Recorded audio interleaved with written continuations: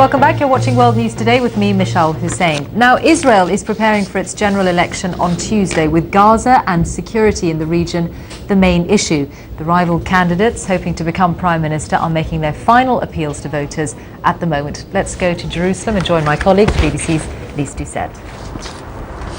Yes, and yet again, so soon after the 2006 election, Israelis are going to the polls again. Some 5.3 million Israelis eligible to vote, and as always, it is a crucial election.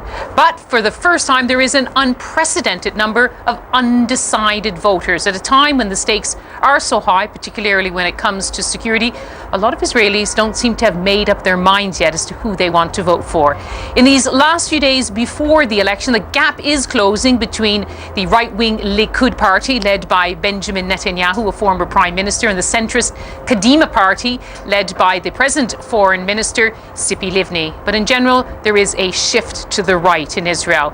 What seems clear, though, is no one party will command a majority, and so yet again in Israel, it's back to the very difficult and dirty business of coalition making. And so it's back to looking at the small parties, and there are a lot of them, and surprising ones too. In fact, we're joined here by two who've made common cause, surprisingly.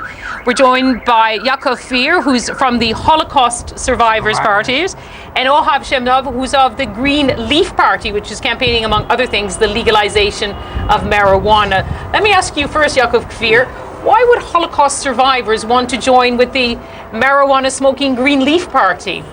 Because we are old persons. I was glad to meet a young, energetic and intelligent person who will support us to bring us into the Knesset.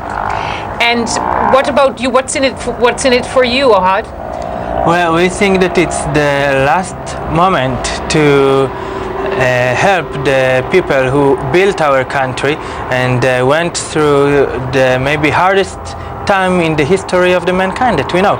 And it's we are very proud of this union, and we want to help the Holocaust survivors in the remainders of their lives, and they want to help us to legalize the cannabis, and we join forces. For medicinal reasons. Also, yes. But the first issue is to help us to make a new law for the Holocaust survivors. In terms of what, the legalization of cannabis for medical use? That's the second issue. And what's the first issue? Or I want to change and benefits the 70,000 persons are under a very bad economic condition. So we want to change the law. So better conditions for Holocaust survivors. Holocaust survivors. What about on the main issue, really, about peacemaking with the Palestinians? Where does your party stand, Yaakov?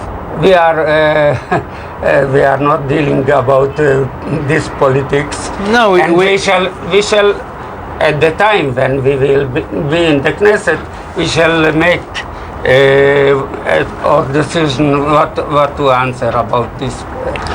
What you asking? Yes, but of course we want to have peace with the Palestinians and with whoever that is ready to make peace with us. There is currently a problem with the Palestinians that have the Hamas in the government, and Hamas doesn't recognize Israel. They don't want us to exist at all.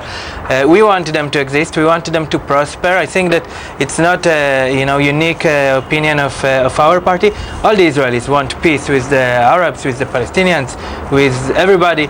We didn't revenge the Egyptians for the war. We made peace with them. With the Jordanians, didn't revenge the Germans. We have the Holocaust survivors. We are happy to have good relations. Israel want to make peace. Yeah, we have good relations with everybody who want to have good relations with us. Well, we'll see what happens tomorrow. Ohad Shem-Tov of the Green Leaf Party, Yaakov Kfir of the Holocaust Survivors Party, two of the many parties along Israel's political spectrum. Tomorrow's the day for voting. Bad weather is predicted. The centrist Kadima party announced they've bought 10,000 umbrellas. They know a high turnout could make all the difference. So they want people to vote in large numbers. We'll continue to watch the polls from here. But for now, it's all from us in Jerusalem. Back to you in London. See you later, Lyse. Thanks very much.